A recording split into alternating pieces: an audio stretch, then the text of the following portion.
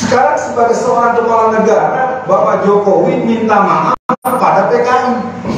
Berarti pemerintah secara kelembagaan telah merasa bersalah memperlakukan PKI.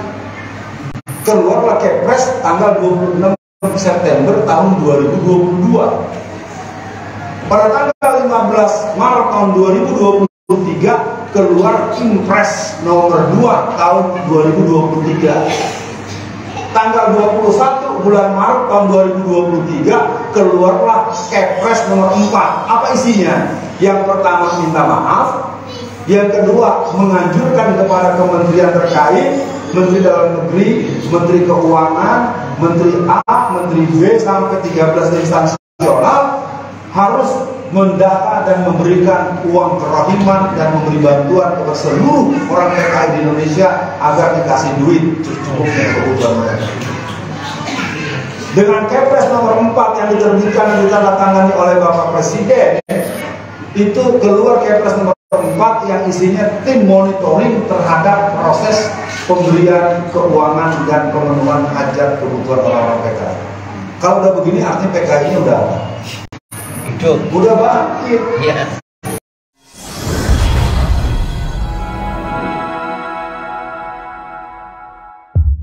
Warahmatullahi wabarakatuh. Waalaikumsalam warahmatullahi wabarakatuh.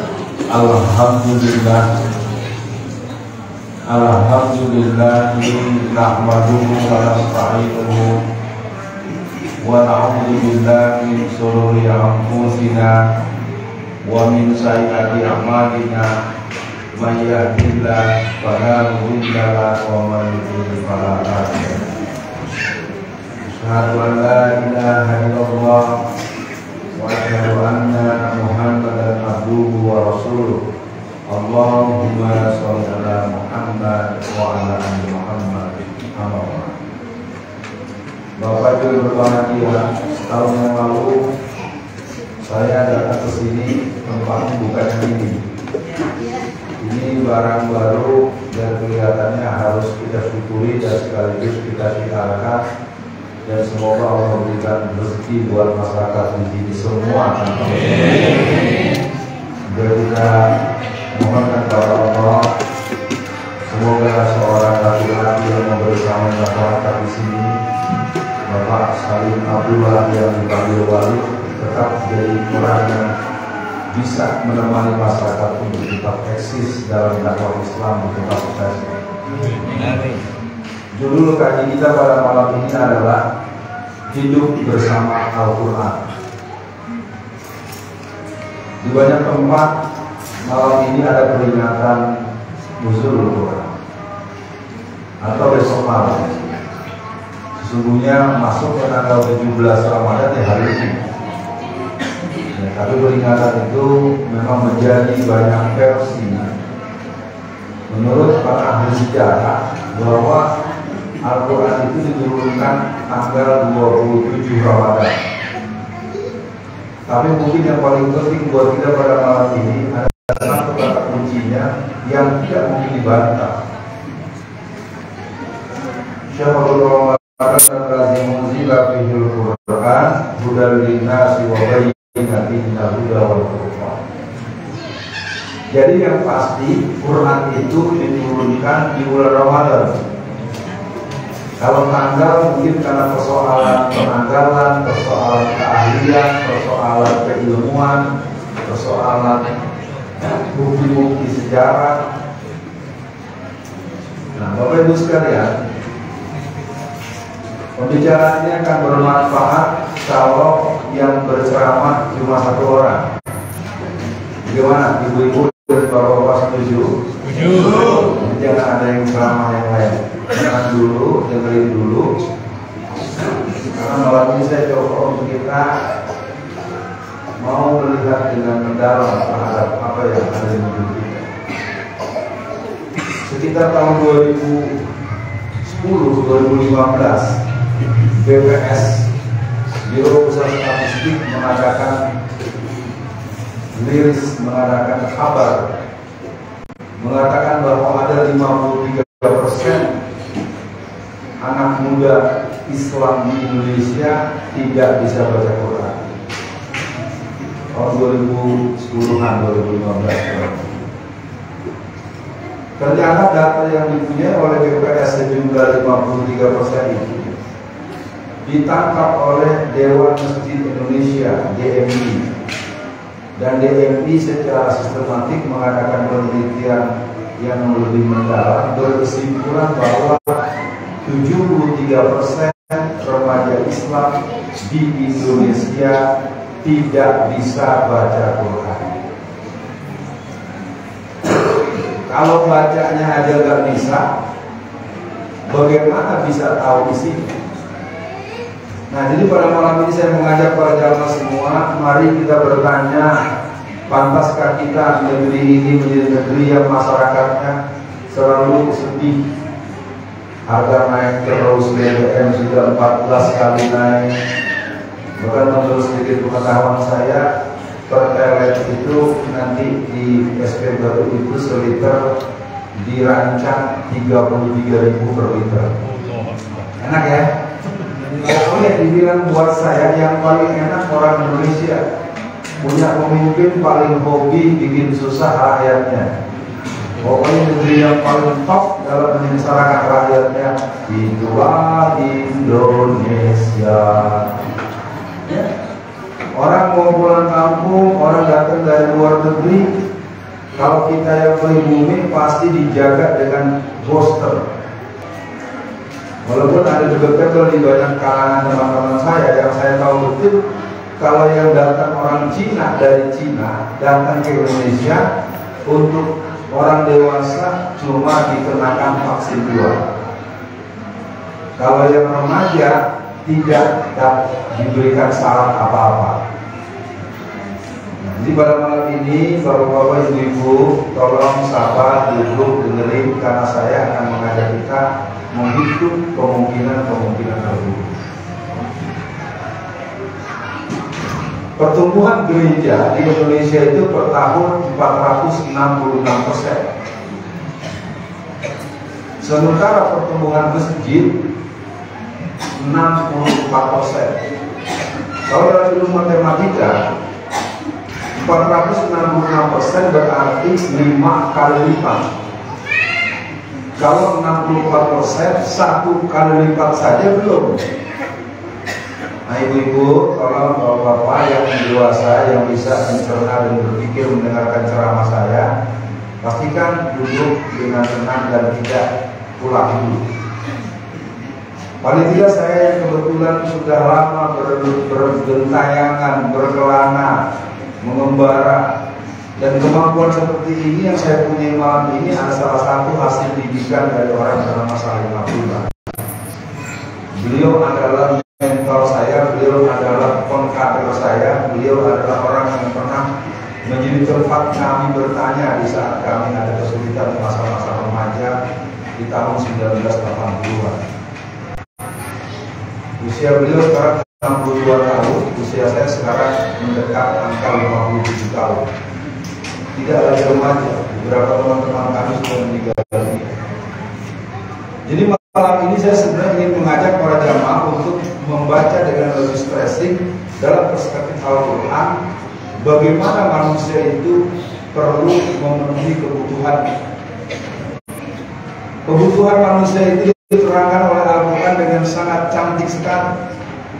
Dan kalau Quran itu dikuasai dengan baik, dengan pengertian-pengertian dan tema-tema yang baik, maka tidak ada alasan sedikit pun kita tidak mendidik anak-anak kita untuk mempunyai kemampuan penguasaan, pembacaan, bahkan hafal Al-Quran 30 juz.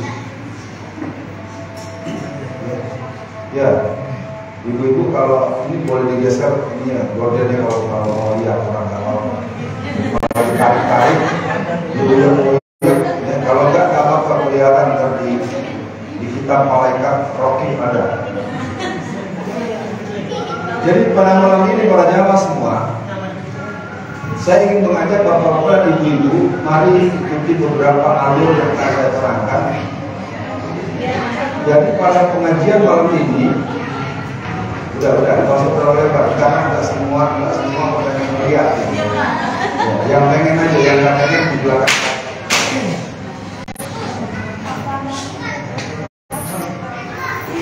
Bapak Ibu Saudara sekalian, saya pikir pada malam ini saya tidak punya kesempatan untuk banyak melakukan pendekatan-pendekatan yang sifatnya terlalu strek. Maka saya ajak dulu kita memahami Al-Quran.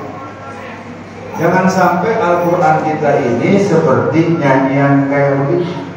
Al-Quran kitab suci yang disimpan dalam laci, yang dikunci, yang dibaca kalau ada orang mati. Jika ada orang ngaji yang mati siapa mak? Quran bukan buat orang mati. Yasin wal Quran bil hakim innaka lamina mursalin. Yang mati siapa mak? Iya, jadi artinya dia aneh bin ajaib baca Quran ditanya Al-Quran itu bukan buat orang mati, Al-Quran buat orang hidup supaya orang itu tahu bagaimana cara menjalani hidup. Ibu-ibu kita sekarang banyak anak kecil-kecil pada penyakitan. Kenapa? Karena banyak ibu-ibu zaman sekarang tidak menyusui bayinya selama 2 tahun.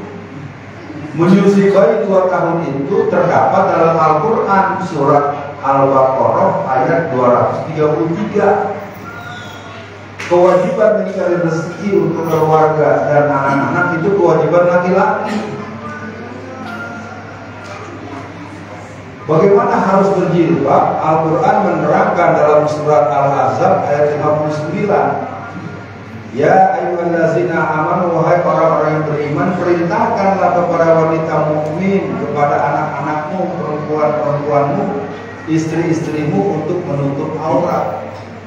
Sekarang saya tanya sama ibu-ibu, kalau sehari-hari anak-anak kita yang remaja putri yang udah menstruasi, yang usianya 14, 15, 16, 17, 20 segala macam, ada nggak kelayakan kemana-mana, rambutnya kemana-mana? Berarti Qurannya kalau diperhatikan itu Quran loh. Menutup aurat itu perintah Quran sama dengan sholat. Kalau orang tidak sholat, apa kata Quran surat 74 ayat 43 dan 44? Masalakakum fi saqar. Wahai orang-orang yang masuk neraka sakor, kenapa masuk neraka? Qalu lam nakum minal musallin. Kami masuk neraka karena kami meninggalkan sholat. Sama dengan puasa. Dalam pengalaman masyarakat di sini atau di pasar atau di mana di perjalanan, di stasiun, di terminal, bapak ibu lihat kalau hari-hari ada nggak orang ngerokok dan makan siang-siang laki-laki? Bisa kita bilang dia Kristen semua? Perintahnya ya ayyuhallazina amanu kutiba alaikumusiyam kama kutiba alal ladzina min qablikum la'allakum tattaqun. Apa kata Rasulullah? Barang siapa orang yang meninggalkan puasa di bulan Ramadan, tidak berpuasa di bulan Ramadan tanpa uzur syar'i, maka dia tidak bisa menggantinya sampai hari kiamat. Terserah gua, apa asasi? Gua mau puasa, gua mau sholat, rasa amat mesti artinya. Kita punya kesalahan fatal karena kita menganggap kita hanya punya hak asasi. Ternyata kita punya kewajiban asasi. Kalau ada orang teriak-teriak hak asasi manusia, wahai manusia, sadarlah kamu bahwa kamu punya kewajiban asasi. Wa ma khalaqtul jinna wal insa illa liya'budun. Jadi para jamaah yang berbahagia, kita malam ini mencoba mendudukkan hidup kita. Jangan sampai kita kemarin tempat sholatnya, tempat ibadahnya kecil. Walaupun AC kita malam ini belum bisa memberikan suasana yang kan paling enggak amin 2 punya AC. Orang kan biasanya amin 2 ini plus 2. Betul ya? Jadi AC ini udah puasa juga masuk baru ada AC. Alhamdulillah. Syukur kita. Ya, tadi saya bilang sama saya, pokoknya kalau masih ada umur tahun depan ini gimana caranya.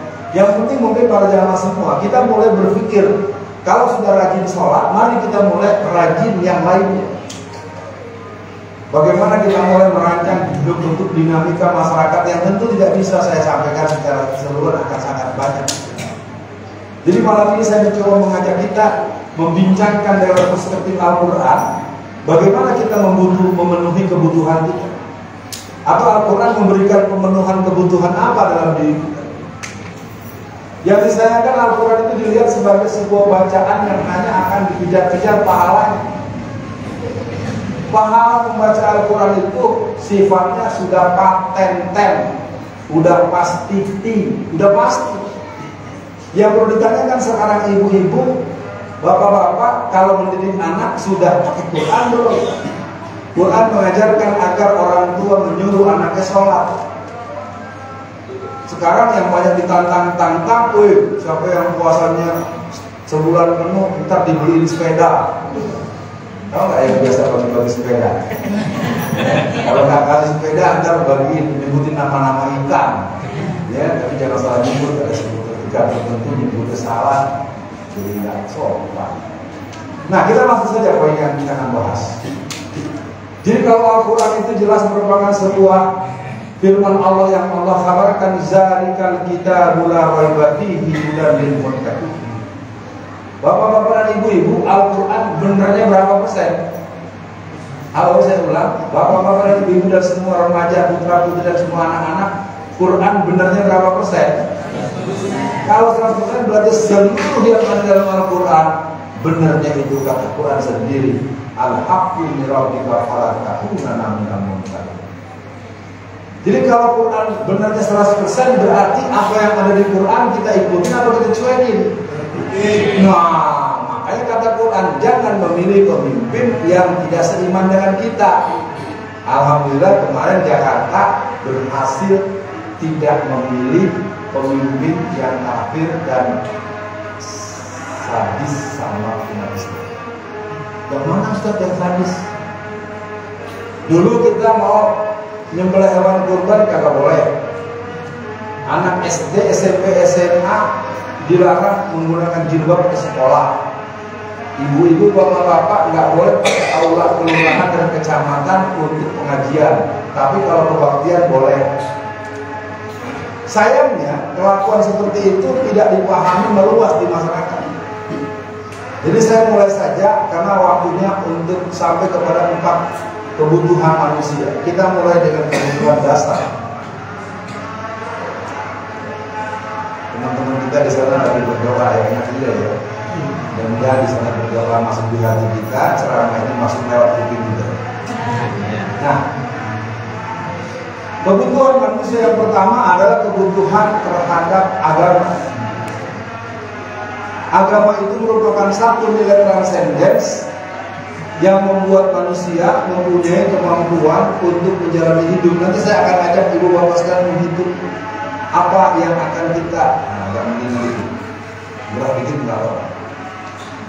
Jadi yang pertama kita buat singkat dulu ya. Kebutuhan itu ada banyak. Tapi malam ini saya mau bincangkan ada 4, tapi kita sorot dalam Al-Quran. Bagaimana 4 kebutuhan manusia dalam perspektif Al-Quran dan ajaran Islam secara keseluruhan. Ternyata manusia itu butuh akan agama. Ternyata manusia itu butuh akan ilmu. Ternyata manusia itu butuh akan seni. Ternyata manusia itu butuh cinta. Kalau diterusin bisa 5, 6, 7, 8, 9, 10 kebanyakan. Ntar kita kelamaan ceramahnya, 4 aja dulu.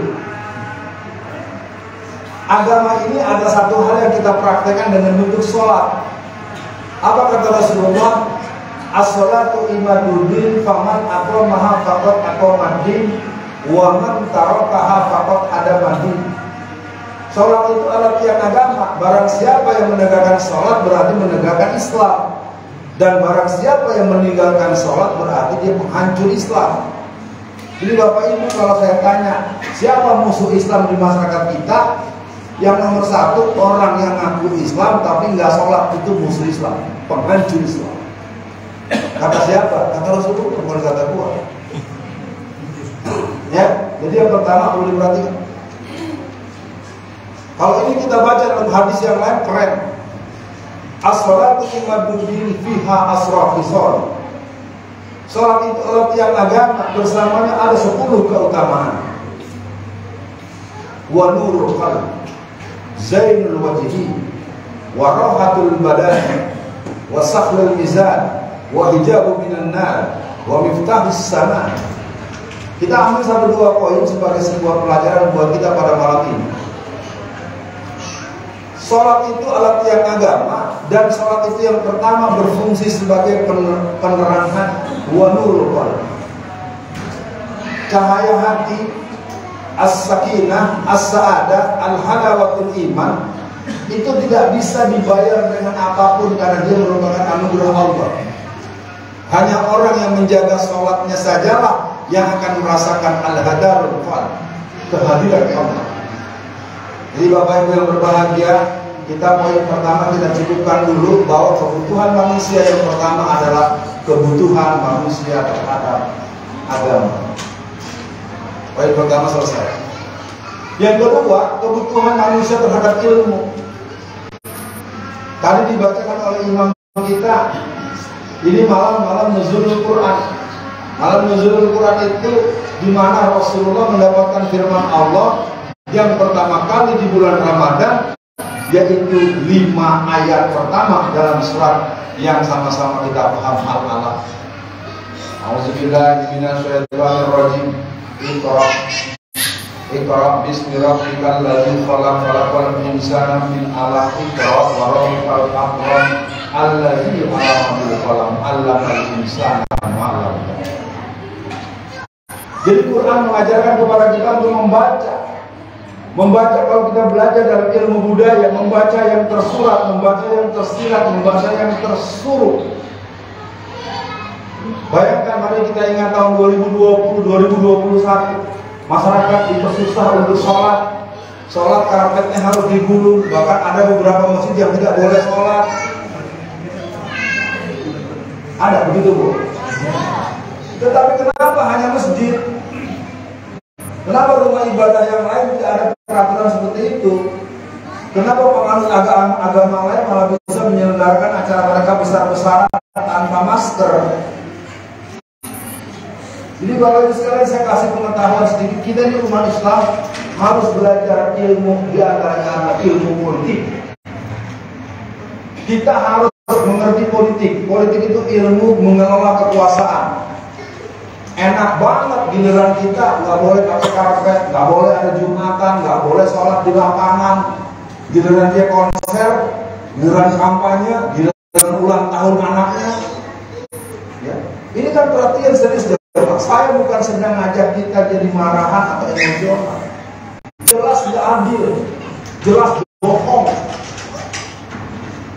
Kemarin tahun 2021 Desember PPKM level 3 dicabut dengan alasan ada Natal dan Tahun Baru. Enak banget loh.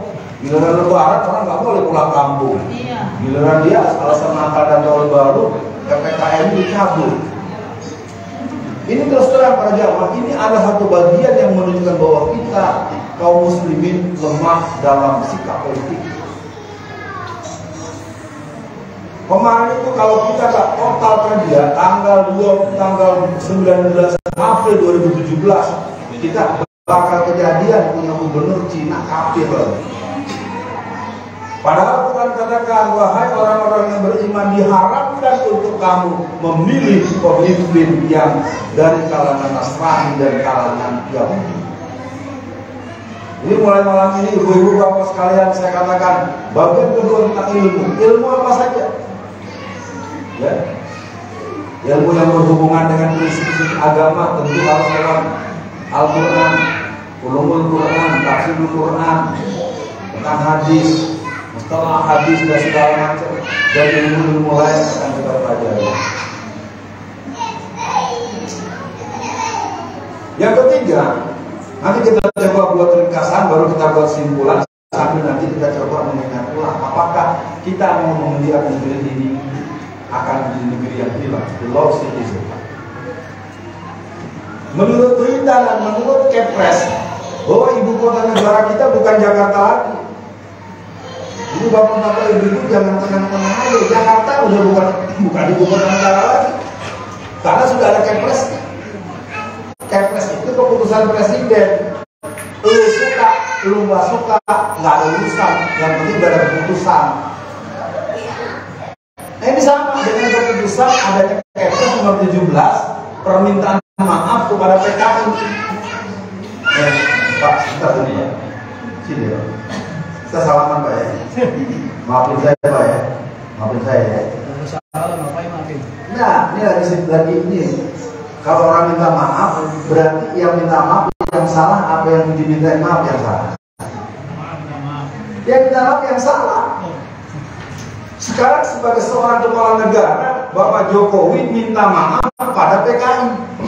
Berarti pemerintah secara kelembagaan telah merasa bersalah memperlakukan PKI. Keluarlah Kepres tanggal 26 September tahun 2022. Pada tanggal 15 Maret tahun 2023 keluar Impres nomor 2 tahun 2023. Tanggal 21 bulan Maret tahun 2023 keluarlah Kepres nomor 4. Apa isinya? Yang pertama minta maaf, yang kedua menganjurkan kepada kementerian terkait, Menteri Dalam Negeri, Menteri Keuangan, Menteri A, Menteri B sampai 13 instansi nasional harus mendata dan memberikan uang kerohiman dan memberi bantuan kepada seluruh orang PKI di Indonesia agar dikasih duit secukupnya kebutuhan mereka. Dengan Kepres nomor 4 yang diterbitkan dan ditandatangani oleh Bapak Presiden, itu keluar Kepres nomor 4 yang isinya tim monitoring terhadap proses pemberian keuangan dan pemenuhan hajat kebutuhan orang-orang PKI. Kalau udah begini artinya PKI-nya udah bangkit. Yeah. Kalau nggak ngerti juga kan minggu disembelih dulu tuh kepala lu baru kecayaan. Logikanya ketika tadi saya minta maaf sama Bapak, berarti yang salah adalah saya. Dulu pernah berontak tahun 65 membunuh 7 orang jenderal, tahun 48 membunuh ratusan tentara dan polisi, membakar pesantren Sabil Mustaqim, membakar pesantren Gontor, membakar pesantren Lirboyo. Saya nggak paham. Saya melihat secara nasional hampir nggak ada yang reaksi. Kenapa? Kita banyak urusan. Ada yang uang 349 triliun, ada nggak cerita si Sambo. Kita udah kebanyakan urusan. Ada petugas penyelenggara pemilu yang tidur sama bini orang. Itu kan bukan pendapat saya, pengakuan si perempuan. Habis dia ngaku, dicabut lagi pengakuannya. Enggak, saya terus ngomong lagi, ngaku lagi. Jadi hari ini saya ingin katakan Bapak-Bapak dan Ibu sekalian, kita coba tidak mau menambah lebih jauh. Yang pertama agama, yang kedua ilmu, yang ketiga adalah seni. Seni itu adalah satu nilai di mana orang mengatakan sesuatu, menampilkan sesuatu, dan sesuatu itu membuat orang akan merasakan adanya yang enak, asik, baik mudah dilihat maupun mudah didengar. Ada anak kecil lari-lari teriak-teriakan, siapa yang pengen marah? Tadi mau marah, lu juga punya gitu. Ini kan juga seni juga kan. Coba kalau ada dalam beberapa kalangan para ulama, kalaulah di masjid-masjid sudah tidak ada lagi anak-anak yang berlari-lari, maka tanda di situ sudah tidak ada lagi berdemokrasi. Jadi saya pesan saja, bukan karena dia cucu saya, maksud saya tetap enggak diomongin sedikit sama bapaknya, yang dulu tuh kotek.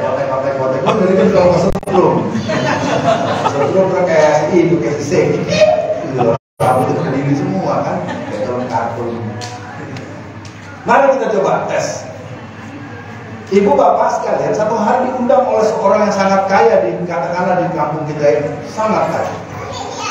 Dia siapkan makanan yang satu porsinya sampai 699.000 satu porsinya.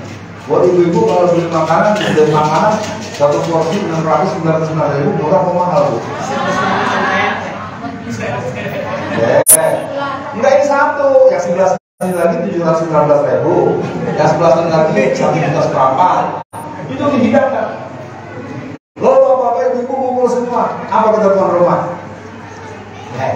Warga sini, oh kagak bakal beli makanan kayak gini. Kalau lu mau makan makanan cuma mau liatin aja, sekarang kalau habis. Kira-kira kalau ditawarin dengan cara gitu kita seleranya hilang atau seleranya naik? Fabima rahmatin minallahi lintabahum walau kunta fazzan ghalidhal qalbi lam faddu min hawlik fa'fu anhum wastaghfir lahum wasyawirhum fil amr wa idza azamta fatawakkal 'ala Allah innallaha yuhibbul muttaqin. Jadi yang ketiga adalah seni. Bapak Ibu bisa bayangkan kita dari pagi sampai sore puasa, datang ke rumah Ustaz Salim masaknya cuma ikan asin, ada ikan peda, sambalnya sambal terasi, ada sambal bawang, kasih sayur asam, nasinya debu begitu. Ibu bapak silakan makan, mohon maaf. Kira-kira makannya nambah nggak ya? Makannya ikan asin sangat sederhana karena tuan rumah itu rendah hati dan sopan mempersilahkan. Kita yang makan juga ngegaras, kagak boleh gue bikin mumpung gratis serbu kan gitu. Yang keempat, kebutuhan yang keempat bagi manusia adalah kebutuhan manusia akan cinta. Cinta tak pernah berujung dan cinta sering tak bisa didefinisi. Jangan tanyakan cinta padaku karena cintaku hari ini ada pada cucuku. Dulu pada remaja aku cinta dengan cinta pertama kita di mana tinggalnya sekarang.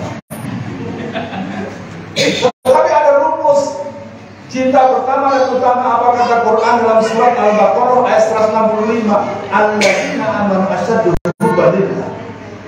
Orang-orang yang beriman amat sangat cintanya kepada Allah. Jadi kalau ada orang mengalahkan Allah dengan alasan cinta kepada manusia, lalu dia berani menikah beda agama, berarti dia telah melindungi Allah.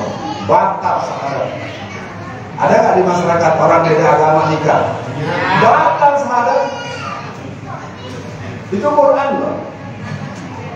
Yang kedua, Rasulullah dalam sebuah hadis katakan, qala Rasulullah SAW, la yu'min ahadukum hatta ahaba ilaihi wa waladihi wa nasi ajma'in. Tidaklah engkau dikatakan beriman sebelum engkau mencintai aku lebih dari segalanya. Mana yang lebih hebat, Soekarno atau Muhammad? Emang lupa sama orang itu? Masih ingat gak? Waktu kemarin udah ikrarin pindah ke agama lain.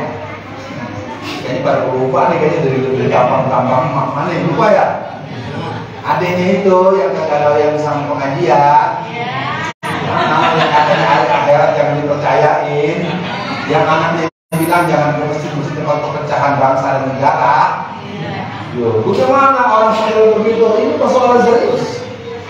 Jadi yang keempat adalah cinta. Mari kita renungkan dulu. Dengan agama hidup menjadi terarah, dengan ilmu hidup menjadi mudah, dengan cinta hidup menjadi, dengan seni hidup menjadi indah, dengan cinta hidup menjadi bergairah. Jadi tidak ada cerita kita berkumpul di masjid ini dengan pertolongan Allah kita bisa berkumpul. Maka saya himbau ke seluruh masyarakat, mulai hari ini jadikan masjid ini tempat kita berkumpul. Diawali dengan subuh. Mulai kita start di lingkungan kita, subuh kita sama dengan Jumatan. Jumatan.